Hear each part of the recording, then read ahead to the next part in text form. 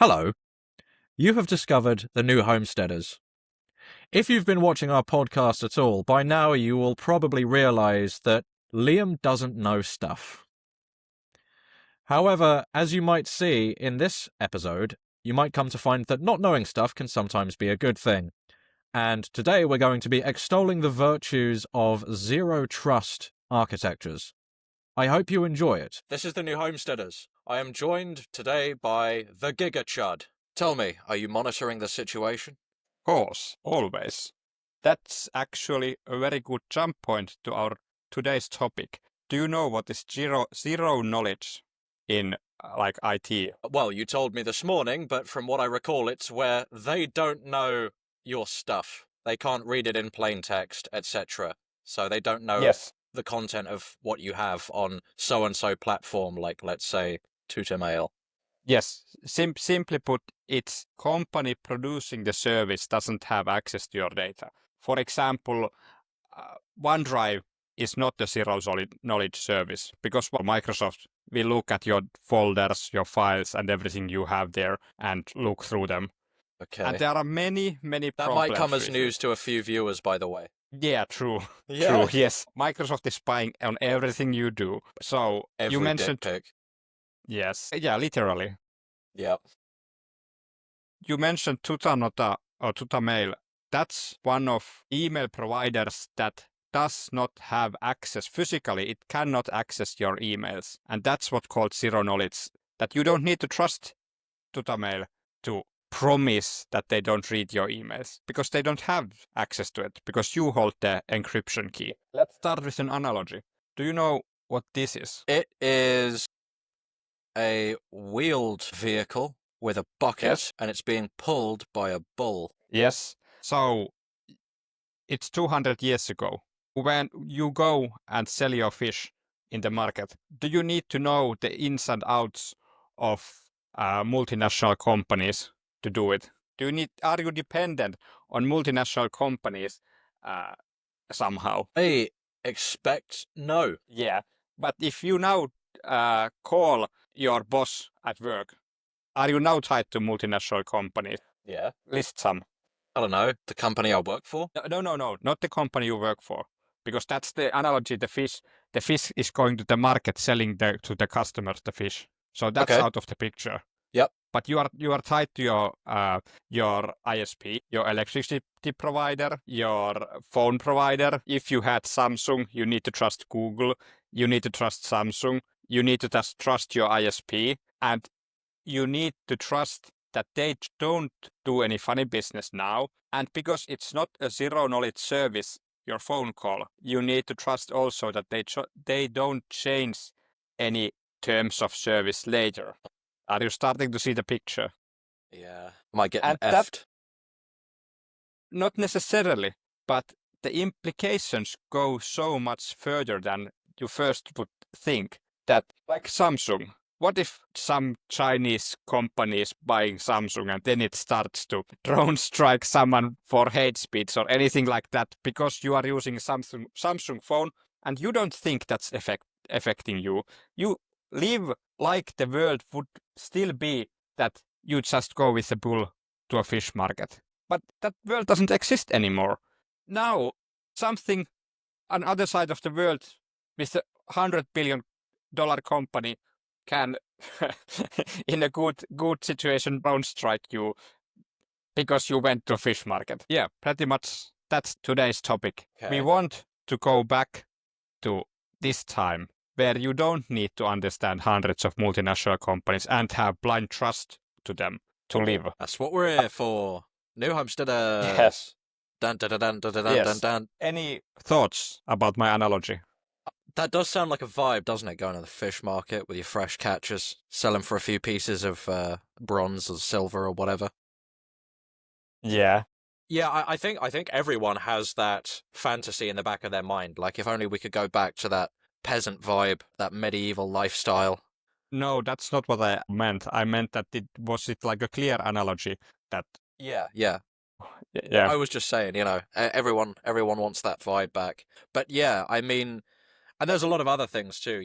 There was a time when you could just look at the money and know what it was worth. without having to look Yeah. up a foreign exchange. Excuse me. Exactly. But yeah, it's I think, most people just sort of say, yeah, well, doesn't affect me. And I think they say that until it affects them, and then they just become a random article in the Daily Mail, and everyone else just carries on thinking, It doesn't affect me. yeah. So, I mean, I've got a feeling that now with the proliferation of AI and the availability of OSINT tools and stuff like that, I think people are going to start to wake up to the problem because I don't know if people realize, but there's a lot of information about you on the internet. I've checked, dear viewer. Are you scared yet? Yes, and that's the public internet. But this is necessarily not, that's something that you have put publicly on the internet. Yeah, so But even the private stuff, even the stuff you thought was private is also on there. Yeah. And I was watching a video last night about OSINT, and there's a dramatic amount of stuff that you did not intend to make public that is also there.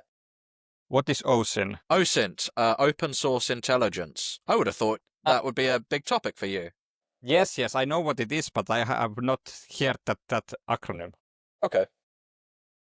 Yeah, it's I mean, just even, I know you know this one, but just the metadata in the pictures you post and stuff like that. Yeah. I think it's not really a problem anymore, but I think it's like if you use the desktop version of Reddit instead of the mobile phone version, then anything that and any files with that metadata it's up there. I would make the claim that everyone system that doesn't promise you to extract the metadata is collecting the metadata. So Signal is famous that it will extract the metadata from all the images you send, but everything else, Reddit, WhatsApp, everything like that will collect the metadata of the images. Yeah, I mean, it's not exactly a publicly known thing because who knows what's going on, but yeah, they strip the metadata when you post a photo, but how do you know that they're not keeping it? I mean, isn't there some clause, I might be talking out of my arse, but isn't there some clause in the terms of service that if you upload a picture to Facebook or to Instagram, then they own the rights to it? Like, the rights to train their AI on it and stuff like that. I might be talking out of my arse. Like, that was so, 10 or 15 years ago. We could make an episode about that, because that's an actually interesting topic, that do they own the data that you post? That you mentioned the trust us angle, that companies say, hey, trust us, we care about your privacy. Any problems with that? Well, how do you know that you can trust them? Yeah, and let's say you somehow could trust him. The biggest problem I see there is that every terms of service has that clause that we reserve the right to change our terms of service. So, hey, trust us, we are secure, we care about your data. It's the meaningless promise. Yeah. Because you don't know what happens with your data in 20 years when you gave it a trustfully company. You don't know if they sell the company or they just decide to change terms of service. And that's what zero trust is about. I don't want to need to think when I go to buy a shovel that, hey, how will the terms of service of a multinational company in China change how I use the shovel? But when I'm buying a phone, that's exactly what happens. Or start YouTube account or anything on the internet. Indeed. Yeah, trust us is just marketing. It doesn't mean anything. Yep. I assume you probably have already some scary examples for me to keep me up at night. Yeah, yes. But before we come to that, why do we harp on open source? What changes? How does the landscape change when we use open source tools? For example, Nextcloud or Signal.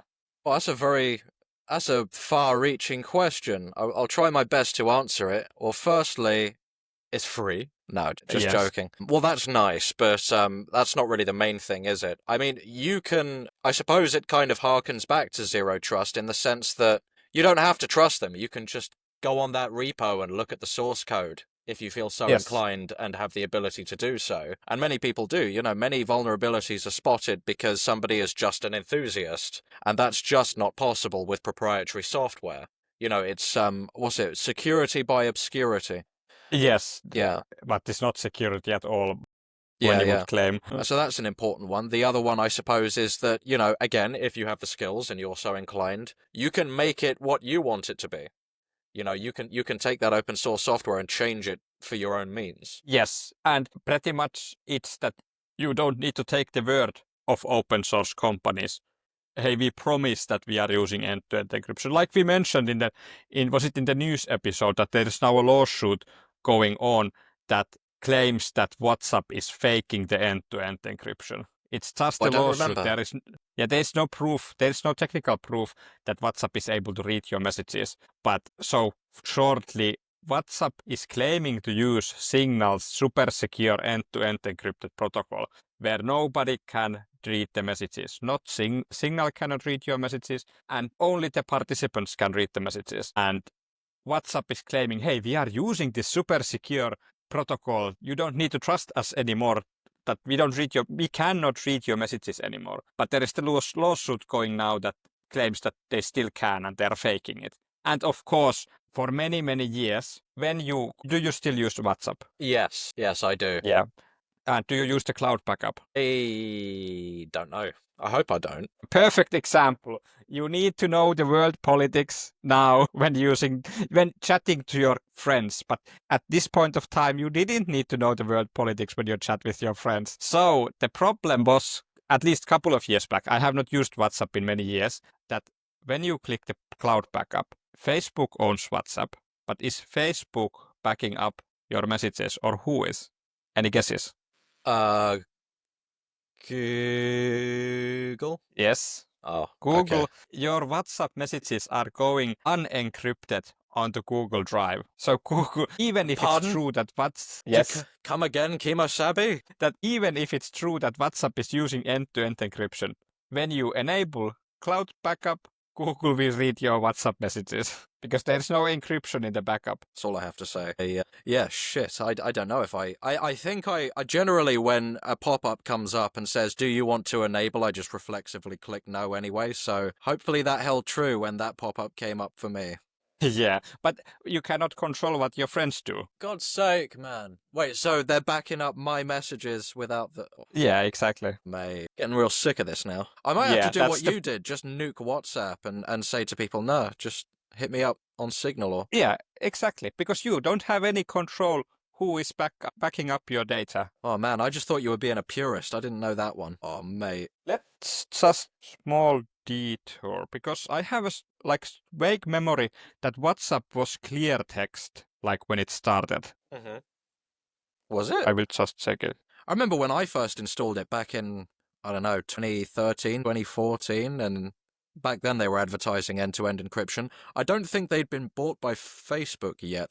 I'm not sure. Yes, WhatsApp sent plain text messages before 2012. Well, people weren't really thinking much about cybersecurity back then, I don't think. I mean, there would be a scandal or two here or there, but I don't think people really, got themselves in order until businesses started losing IP and stuff like that. And then it was then everyone started to care. Yeah.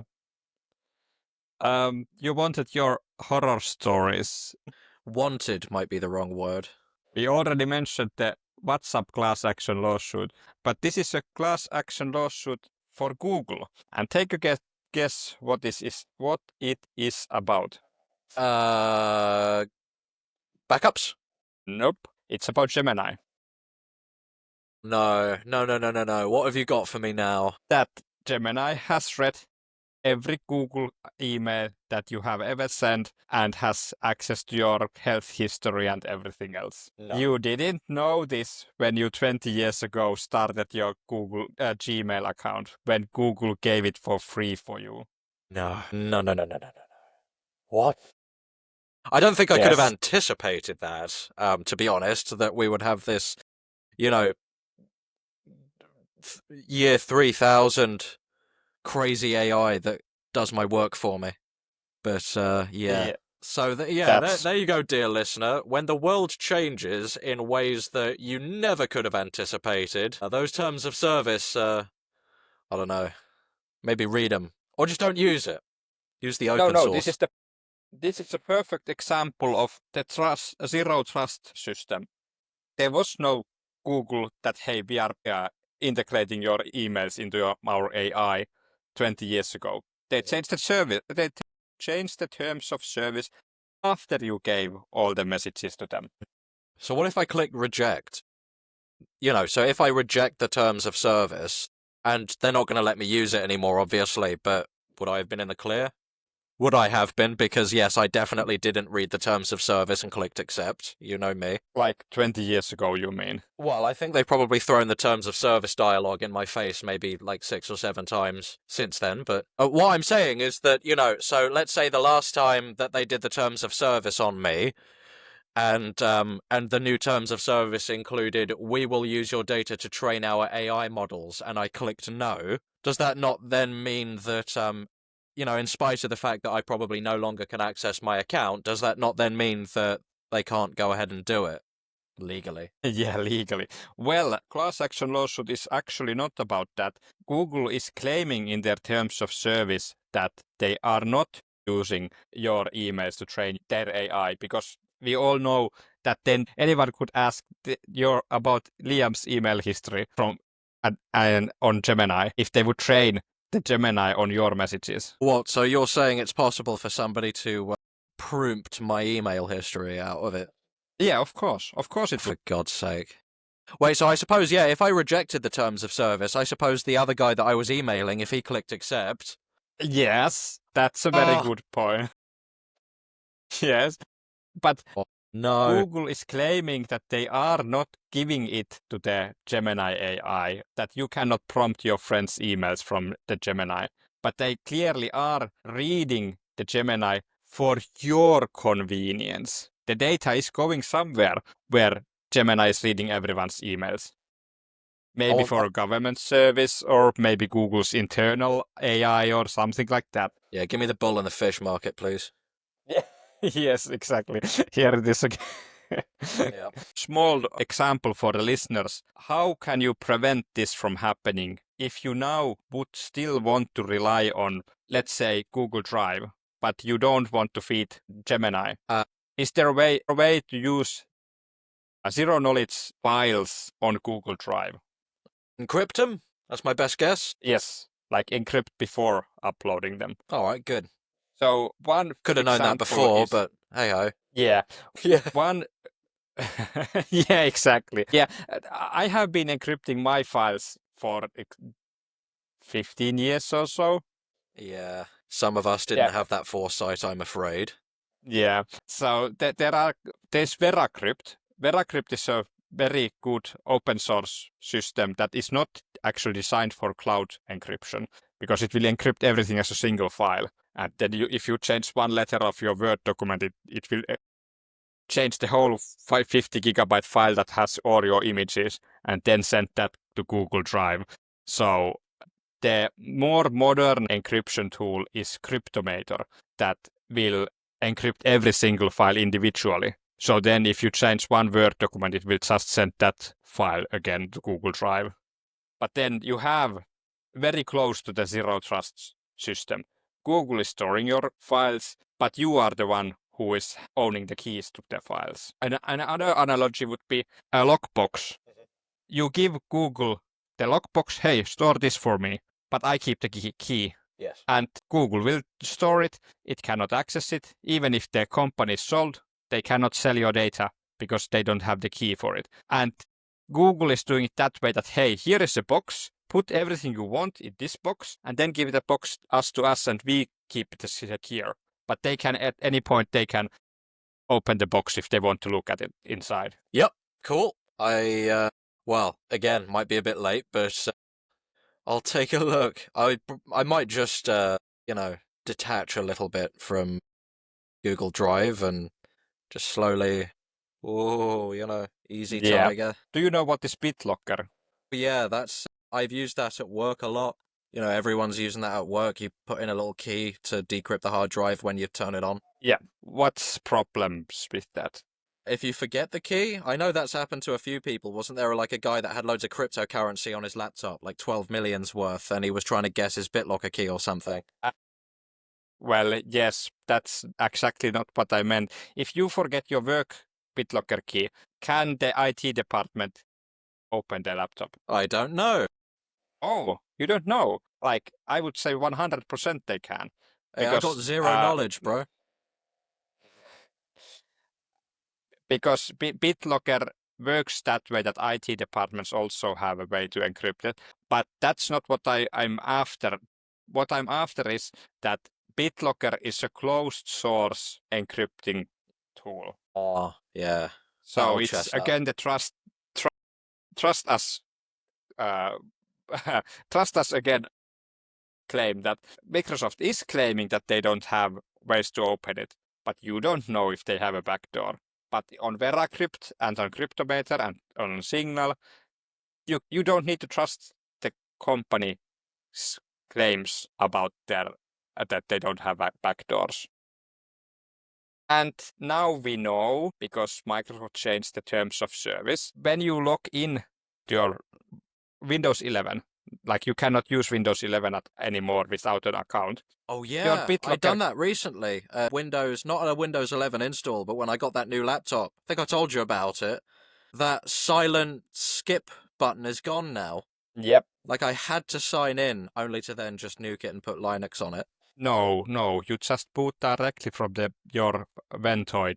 You don't go to the Windows side at all. Yeah, I know, but in order to do that, I had to get up out of my seat. So I wanted to stay sat down. So I signed into it to put Ventoy on my USB stick, and then No, no. oh no. Okay. Yes, but now every Microsoft laptop is using encrypted hard drives, so BitLocker by default. And when you sign in, the BitLocker keys are going directly to Microsoft.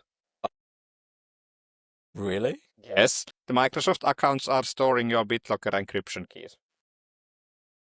Okay. Because it's about protecting you against thieves and stuff like that. But Okay. it's not. Oh, thanks. Yeah, thieves cannot access your files anymore because your laptop doesn't have it in clear data. But if Microsoft wants to access your files, then Microsoft just takes the encryption key from your account, and that's that. Great.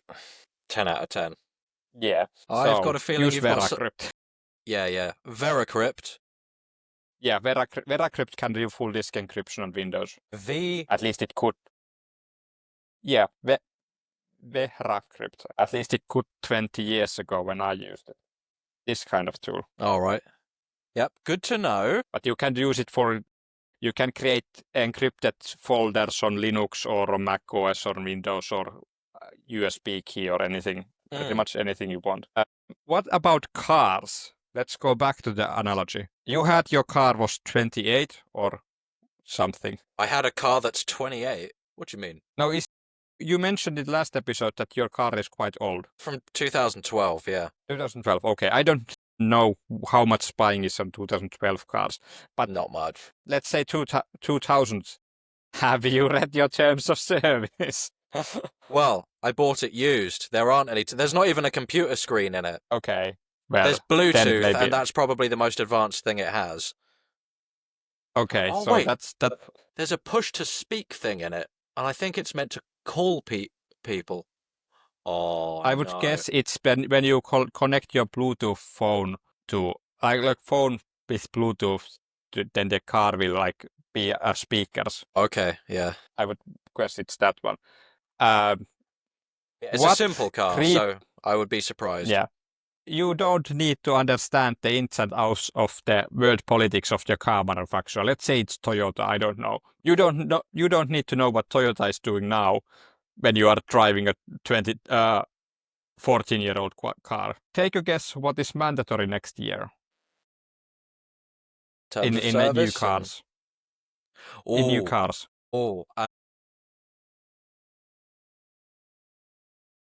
Tracking.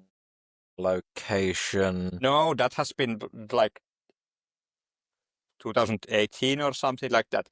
Tracking location CO2. Tracking. That has also been mandatory for a long time. My face. Thing. My face? Yes. No. Yes. No. My face. Do you know? Yes. Do you know? Like Tesla is famous of having multiple cameras looking at you all the time. Yeah. Yes. Yeah. Because it has to tell if you've disengaged from, the road. Like if it's on auto drive or whatever, the self-driving. It has to know that you're still paying attention. Kind of defeats the point, doesn't it? Well, Like, I want to be drunk off my tits, right? And pull out my phone, and the car picks me up. I pass out in the car, and then it takes me home and tucks me in and reads me a bedtime story. well, that's like maybe someday, but of course I understand why self-driving cars need that. Yeah. But it will be mandatory next year on all cars in the EU and USA. Why, do tell? Is it because they need to tell if you're a bad person so that the car can auto-report you? Well, of course we all know that that's the point of it, but they are not claiming it. It's for general safety and protection That's a of bit vague. vehicles, occupants, and vulnerable road users, blah, blah, blah, blah, blah. But here it says directly that there's including facial recognition of drivers or passengers. Mate. Yeah, I'm not getting a new car, I don't think. I'm going to drive my 2012 Kia forever, and that's going to be it. But yeah, here we have a perfect example of, is this zero trust service or not? I don't know. I can't say I fucking trust it. Yeah.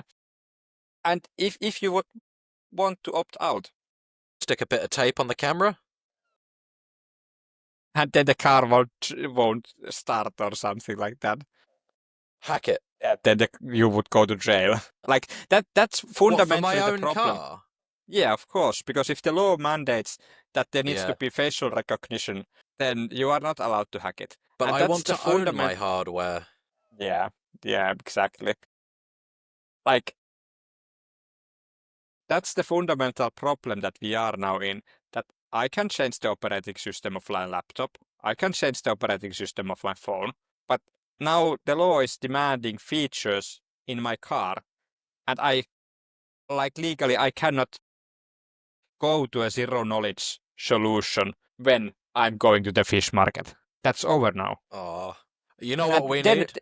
You know what we need? Yeah. An open source car. Wouldn't that be sick? Yeah, there are quite many I'm following, but None of them work they though, are do they?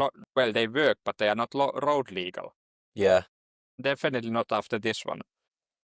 Could we, well, I don't mean we, but could we as a species, develop a car that implements all of this stuff, but it's all open source, so it's cool? Hopefully.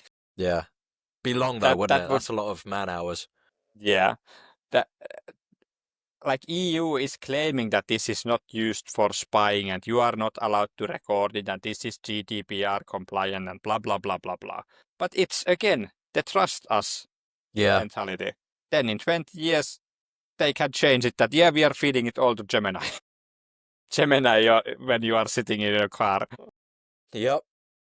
And the big thing that GDPR doesn't apply to the government itself. It can do with your data anything it wants. Oh, yeah. Wait, so does that mean, so we've got this camera that's recording us. Does that mean that when I switch on my 2026 Kia Sportage, that it's actually communicating with a server? Like after I've switched it on, it's talking to a server over, I don't know, 4G networks or something. Yes, all the cars now, I think that's also a law that all the cars network connected already. Because the location tracking has been many years mandatory. Since when? Let's take a look. If we just blindly trust Brave AI, it's saying that emergency call systems with GPS and mobile transmission has been mandatory on all cars since 2018. 2018? That's like a million years ago. Yeah, That's the before times when everything made sense. yeah, because goes a long topic, but Snowden, how long ago was Snowden? Like when we were small. He was like right when my Kia was manufactured. Yeah. Even a bit before that, I think. Was it 2020, 2010? I think so, yeah. Like Snowden. No, 2013. Okay. Already back then said that they are collecting the data for future. And that's what all of this is about. Because they can change the terms of service. New technology will be introduced. And you cannot predict that. Man, I wonder what else is coming then. We've already got the crazy AI. What do you do after that? Like, Yeah. what do you get after that? I mean, obviously you can get better AI, but Yeah, that's the big topic in the special episode. Oh, What we keep I like AIs. mentioning. Yeah, we got big But special coming up. Yeah. Um, yeah, and all of this that we have been talking about zero trust and zero knowledge, it's not about you. It's about your family too, because you are not risking your future when you are using non-zero knowledge systems. Your calls with your wife, your texting with your family and friends, all of that is going to the pool that can be used at any way and shape and form in the future, because you thought that the world is still that you don't need to understand the world politics when you're talking to someone. Yeah, a bit of a tangent, but I see people, even today, with everything that's happened, still posting loads and loads and loads of family photos on Facebook. Pictures of their kids, right? Like giving the AI models all that training data. Yeah. All of that, and of course, if it, if anything gets hacked, then any secondary, artifacts from that data are also available. Yeah, exactly. Like you don't have control of what happens with your family pictures, and you have no control of what happens when your friend posts pictures of you on Facebook. Yeah, I love it. Because there's loads of pictures on Facebook, or I don't know about loads, but there's a few from years ago where my friends posted it, and they've tagged me with a little square box around my face. Like they've voluntarily done the labor to train the model. Exactly. Oh. Exactly. And now it's done automatically because because your friends trained the algorithms 15 years ago. Yeah. That's guys. direct. Yeah, that's directly because of your friends. Facebook didn't do it. Your friends did. Bastards. Yeah, that's pretty much what I had for this episode. Yeah. Okay, well, that wasn't as bad as the last one. But I mean, well, last time, the pacemakers, that one's pretty close to the bone, quite literally. So well, I don't know how would you compare that all your health history that you have talked with your doctor on Gmail? Isn't that exactly the same thing? Or with your friend about your pacemaker heart problems? yeah. I think it's fully comparable. Oh yeah, no, you're right. No, I'm scared now. Thank you very much. End of episode. Yep. I can't take any more. Yes. I bet you wish you have zero knowledge of any of the stuff that you just heard. But anyway, I hope you enjoyed today's episode. For our viewers on YouTube, please consider giving us a like and a subscribe, or consider following us on Spotify or Apple Music. Thank you. Have a pleasant day.